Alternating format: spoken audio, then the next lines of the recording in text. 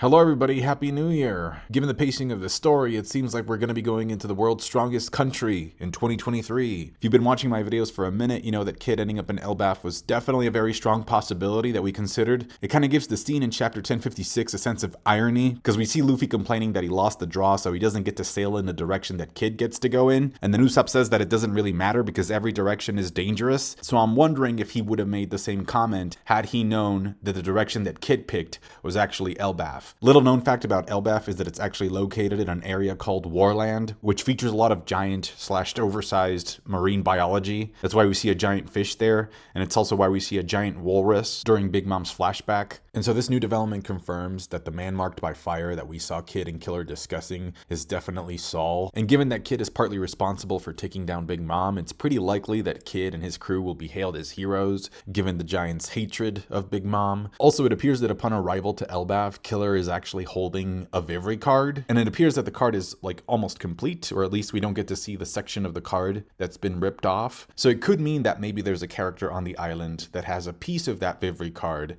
that Killer is holding. By the way, am I the only one who thinks that it's a little bit weird that the promotion for Film Red hasn't ended yet? I feel like I've seen Uta way too much in promotional works at this point, and so I'm wondering if that could mean that Oda secretly has more plans for Uta in the actual canon story. It just kind of seems like it's a pretty big deal to feature her with the Straw Hat crew in the color spread of the very first official chapter of the year. Now, I don't typically engage in power scaling anymore, but I feel like because of the way the chapter ends, it kind of requires it just to make an informed judgment or assessment on what will happen if Garp actually faces Blackbeard. So I do think that there's enough factual evidence within the story that can help us draw a conclusion about what could happen, hypothetically speaking, if Garp actually faces Blackbeard. So I'm going to be doing that. I'm going to be presenting those facts to you a little bit later on in the video. Now, once again, we find ourselves being introduced to a bunch of mystery boxes in this chapter. And to a certain extent, that's fine, because it keeps the readers intrigued and, it keeps them reading. But I have noticed quite recently within the fandom that this tendency that Oda has to refer to vague things just to keep people intrigued, using language such as that thing or that person, is really starting to get on people's nerves. And I feel like the lack of faith that people have on those statements is really based on how poorly Wano delivered. So let's just do a really quick head count in terms of these mystery boxes for this one chapter. Number 1, why did Kuma crash into the red line? Number 2, who deactivated the Frontier Dome so that CP0 could infiltrate the punk record section of the island? Number 3, who's the secret person that Vegapunk requested help from? Number 4, what does the section of Elbaf that is in front of Kid look like? The environment is all misty, so we can't really tell. Number 5, why can't Vegapunk turn Kuma back to normal? So there you have it. That's 5 mystery boxes in just one chapter. That stated, it also seems like the board is set and the stars have aligned in order for us to start getting a lot of answers this year. So I'll be working my way through these answers in this video. So let's start small first. Vegapunk going to Elbaf with the Straw Hats will definitely provide us with an opportunity to learn more about giantification, specifically why the process is so difficult to replicate. Now, my most well-founded idea for this is that the creation of the giant race as a whole, giants themselves, actually owe their size to Joy Boy. Because during Big Mom's flashback, there's a scene where the giants are celebrating the birth of new giant children, and one of the giants says, "Thank the sun god for the growth of our children, for the size, right? For the fact that they're giants." And again, the giants actually have a holiday where they worship the sun. So this definitely points to Nika being involved in their creation in some way, shape, or form. Not only that, but according to Greek mythology, the giants themselves were actually the result, the product of the blood of Uranus, the god of the sky, falling onto the earth. And so just like Sunisha is a giant elephant who was really close with Joy Boy, who also happened to know the location of the ancient weapon Pluton, which is currently hiding in Wano, it could actually suggest that the giants of Elbaf have very valuable intel about the ancient weapon Uranus. Kaku uses Rankyaku Amanedachi on the Sunny, which translates to Tempest Kick Sky Slicer. Now, back in Nini's lobby, Kaku did say that this was his strongest Rankyaku. This was the most powerful kick that he had. Now, I don't know if that's changed since then, and maybe now he's packing something even stronger. And something that I don't think gets mentioned enough is that I think the reason for why Oda gave Kaku the giraffe fruit is because a kick from a giraffe is so strong that it can actually decapitate a lion. Like, it can literally cut heads off. Now, I know the scene itself can actually remind people of that scene back in Water 7 where Zoro was sleeping while he was supposed to be guarding the ship, but to me it actually reminds me of Film Gold. It's a very similar scene. The ship starts getting attacked, then he just has to wake up from his nap super annoyed to fight people. This should be a pretty easy win for Zoro, just like Lucci was an easy win for Luffy. On the other hand, it'd be kind of cool to see an awakened giraffe. Now that section actually ends with Lilith taking a rocket launcher and aiming it. But the problem here is that I have no idea who she's actually aiming it at. Like, is she aiming it at Kaku or is she aiming it at Zoro? I think at this point it could go either way. We talked about how there's been hints of her like betraying the Straw Hats at this point, especially because a lot of the comments that she makes are super passive aggressive. Like just a couple of chapters ago, she was actually saying, well, we'll just hand the Straw Hats over to CP0. It's not a big deal. And then when CP0 was trying to dock on the island, she says, I'll open the port right up for you so that you guys can come up here and see for yourselves that we haven't been going against the government. Lilith is my number one suspect in terms of who it was that deactivated the Frontier Dome to let the CP0 agents infiltrate. Then again, a part of me does think that that might be too obvious and that maybe she's being used by Oda as a red herring. This chapter also makes me feel like at least one of the satellites, one of the Vegapunks, is going to have to sacrifice themselves so that the Straw Hats and the real Vegapunk can escape. Obviously, it can't be Atlas because she's already wounded and out of commission, but I definitely get that feeling from this chapter that there's going to be some sacrifices made. Because even Shaka says in the chapter, he says,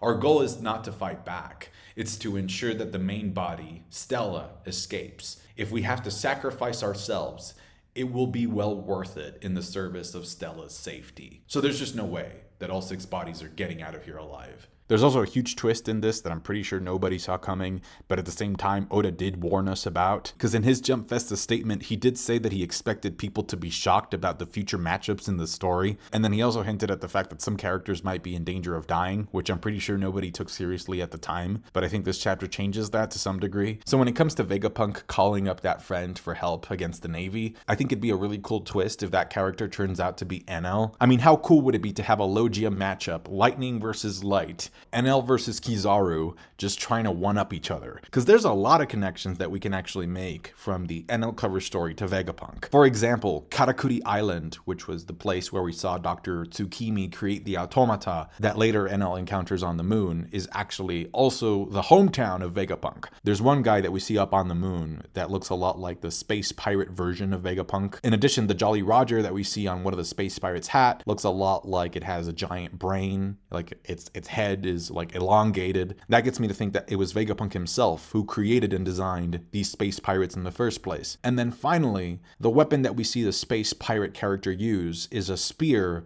and it apparently produces electricity. And so that weapon, that spear, reminds me a lot of Judge's weapon that we saw him use in Whole Cake Island. And so it could be that maybe the production of those weapons was actually funded and developed by Mads, which we know Vegapunk was a part of. We also know that Vegapunk has the ability to warp, so if he's been taking trips to the moon, or if he's been able to send his experiments up to the moon for excavation purposes, then maybe at one point he ran into NL. Maybe they became friendly with each other because Vegapunk shared knowledge or information about the ancient kingdom. Maybe something involving the history of the winged race, which NL is a part of because he's a Birkin, which I'm sure Vegapunk knows about because he's sending these space pirates up to the moon to discover these ruins that have the history of the winged people. Plus, he recently said that the Seraphims, who are also part of the winged race, Lunarians, although we're not really sure what the connection is yet, he says that they are the strongest form of humanity. So not only would NL turning out to be Vegapunk's secret friend actually align with something that I want to happen in the story, but it would also serve the story, and I think there's enough foreshadowing because of everything I just mentioned to make the argument that it didn't just come out of left field. So light versus electricity, I hope that's what happens. It makes perfect sense. Crocodile was sort of reintroduced back into the story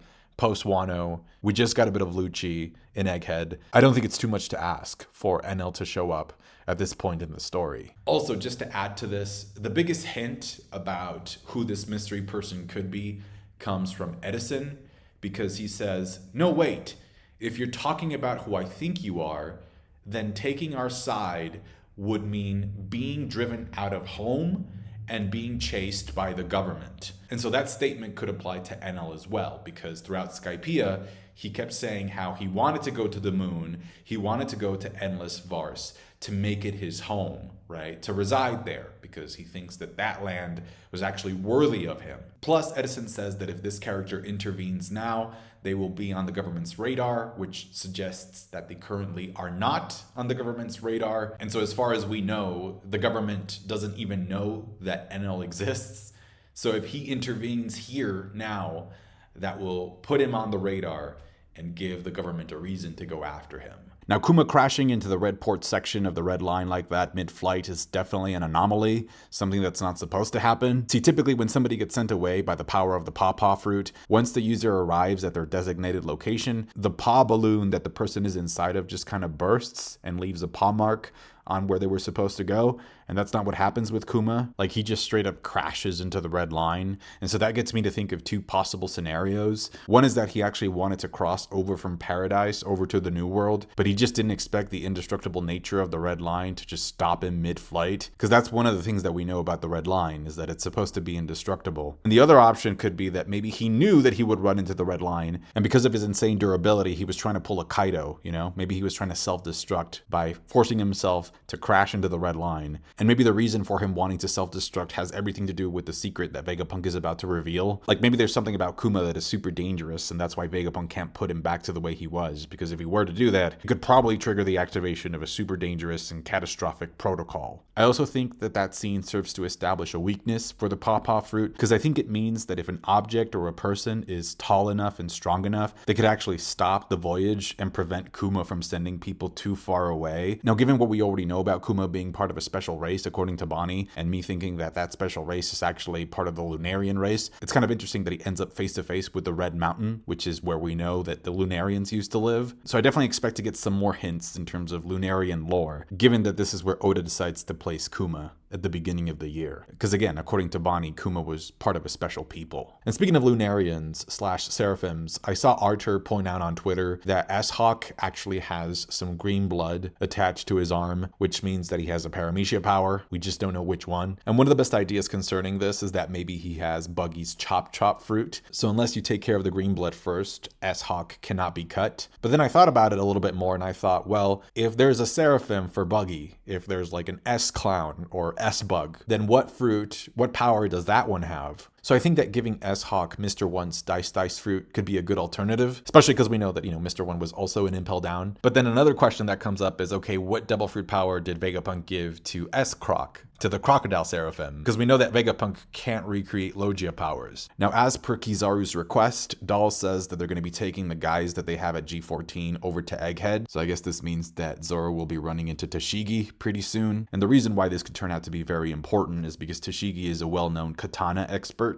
Like in Punk Hazard, she was immediately able to recognize Shusui. So if she runs into Zoro again and sees that he doesn't have Shusui with him anymore, she's probably going to be asking questions about what happened to it and Enma and Wano related stuff. It'd be kind of funny if she ends up learning about the whole Hiyori Enma situation and ends up getting jealous because of it. Plus, since we now know that Kuina was part of the Shimotsuki family, all of this Wano talk could potentially open up the door for us learning more about what Kuina's relationship was to Tashigi or is to Tashigi. If it turns out that the two of them are related, which genetics would strongly suggest that they are, it'd be interesting to find out if Tashigi has any theoretical knowledge on how to be able to forge a black blade. So yeah, definitely expect some family tree lore if Tashigi runs into Zoro. Now, the fact that Garp is taking Helmeppo to rescue Kobe is automatically going to trigger the involvement of even more Sword members into this conflict. See, Cypher Pole and Sword were revealed to be different sides of the same coin. So it's kind of interesting how on one hand we have ZP0 making a move against one Yonko, and then on the other hand we have Sword kind of being forced to get heavily involved with another Yonko. So Drake should be making a move pretty soon in this. Plus, if Kuzan is actually a member of Sword himself, if Kobe is actually in any real danger, then this is going to force Kuzan to potentially blow his cover. Then again, he could also decide that Kobe is not worth blowing his cover, and that'll be bad news for Kobe, and potentially Garp. Now, Garp says that he's going over to Hashinosu, which could mean that he actually doesn't run into Blackbeard at all. Because the last time we saw Teach, he was fighting Law in Winter Island, which, by the way, just a quick side note, I feel like if that fight had ended up having any serious repercussions for the story, we would have heard about it by now. We probably would have gotten a narrator box like we did with Ace about how that fight was going to end up shaping the rest of the era. So it gets me thinking that Law is not in any current danger, like maybe he's just been taken hostage or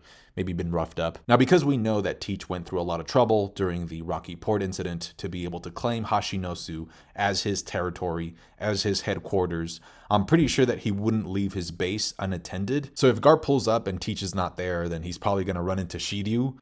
Or it might just be the case that the 10th Titanic captain is currently in Hashinosu along with Shiryu, and both of them were entrusted to protect the island. So feeding into this whole battle royale thing, we might get the 10th Titanic captain reveal very, very soon. Now, if Garp actually does run into Teach, and they end up fighting. As much as I love Garp, all the facts and evidence that I've been able to gather thus far from the story point towards Garp losing, and possibly dying, which I think would do the story a huge favor. Now, I obviously need to explain myself more, so let's start with the basics. Let's start with what we know. Blackbeard is a great power scaler, probably the best power scaler in the series. When he's about to fight Ace in Banaro Island, he tells Van Ogre and Burgess to stay back because they're not at Ace's level. When Shanks pulls up in Marineford, he says that him and his crew are not ready to fight Shanks and his crew yet, so he withdraws from the fight. After Whole Cake Island, when the newspaper calls Luffy a Yonko, Teach says that in his mind, Luffy is not a Yonko yet, and that ended up being absolutely true. And then in Marineford, after he gets the power of the Gura Gura no Mi, Blackbeard actually calls both Sengoku and Garp old farts. He says that he doesn't believe that they can stop him from sinking Marineford, and he says that both Garp and Sengoku are part of an old age and that their era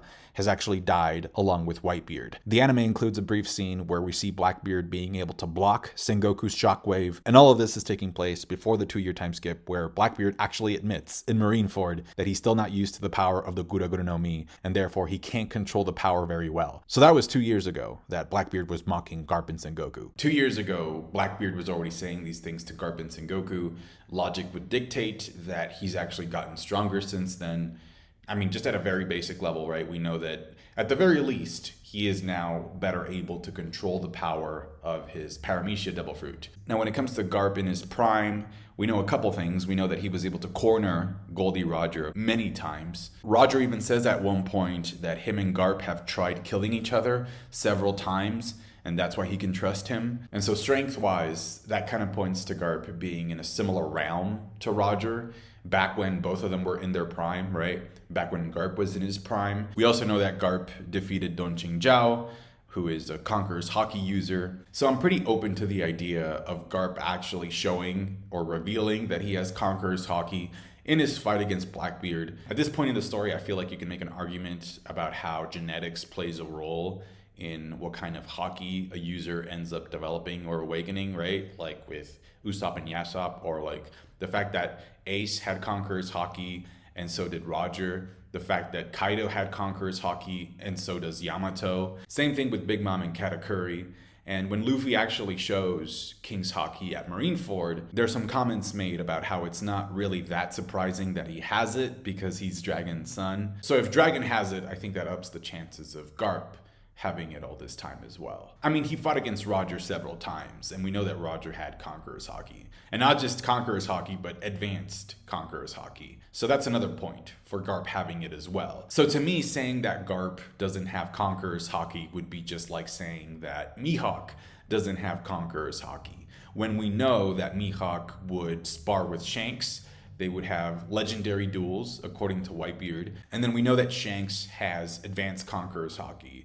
So if Mihawk doesn't have it, then how were they able to fight, you know? Plus, Mihawk's apprentice, Zoro, also has Conqueror's Haki, advanced Conqueror's Haki. So it would just be very, very strange, kind of like an anomaly at this point if Garp and Mihawk don't have Conqueror's Haki. Now that aside though, the fact that I strongly believe that Garp has Conqueror's Haki and that he was an absolute beast, a monster when he was in his prime, it doesn't negate the fact that he's no longer in his prime, that time has passed since he was able to spar with Roger. And then also, and this is key, the most recent bit of information from the manga that can help us power scale Garp actually comes from Rayleigh. Needless to say, Rayleigh was right-hand man to Roger. That means that he was the closest to Roger, power-wise, out of everybody in the crew. Out of all the Roger pirates, Rayleigh was the closest one to Roger. And just recently, during the Amazon Lily incident that involved Blackbeard, after the incident gets resolved, Rayleigh says this. He says, "Quite frankly, it was only the particulars of the situation that made it possible to save Hancock. At my age, I couldn't have possibly won in a head-to-head fight against Blackbeard." So this is Rayleigh, right-hand man to the Pirate King, you know, the one who was closest in terms of his crew. Rayleigh was closest to Roger power-wise, and Rayleigh can also use Conqueror's Haki. And this is Rayleigh saying that at his age, currently in the story, if it's a 1v1, he's not winning against Blackbeard. Actually, according to the wiki, Rayleigh can also use Advanced Conqueror's Haki. Plus, we know that Blackbeard was able to scar Shanks, despite Shanks saying that he didn't let his guard down. And Shanks, as we know, is a pro at using Haki. So again, it gets me to think about Logia Awakenings and what they could look like and what they could allow the user to do. What would a Yami Yami Awakening do? Like, could it be possible that if you awaken it, it allows you to actually absorb somebody's Haki away? But even beyond that, to me, the most defining bit of information that we have in order to make a good assessment about what will happen if Garp fights Blackbeard actually comes from Whitebeard during Marineford. So during Marineford, there's a scene where Garp punches Marco into the ground, stops him from getting to Ace.